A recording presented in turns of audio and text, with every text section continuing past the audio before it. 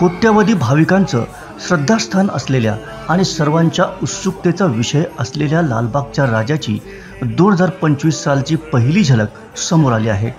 गणेशोत्सवासाठी अवघे 2 दिवस शिल्लक असताना यंदा लालबागच्या राजाचा राजशाही थाट पाहून भाविक भारावून गेले आहेत।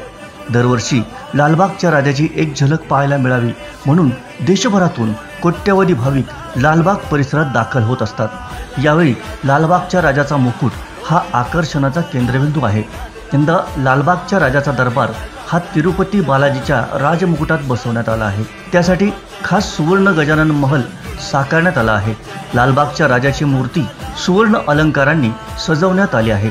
लालबागच्या राजाची सुवर्ण पावलं ते सुवर्ण राजमुकुट असा राजशाही थाट आपल्याला पाहायला मिळतोय। दरबाराची उंची ही तब्बल 50 फुटापर्यंत वाढवण्यात आली आहे।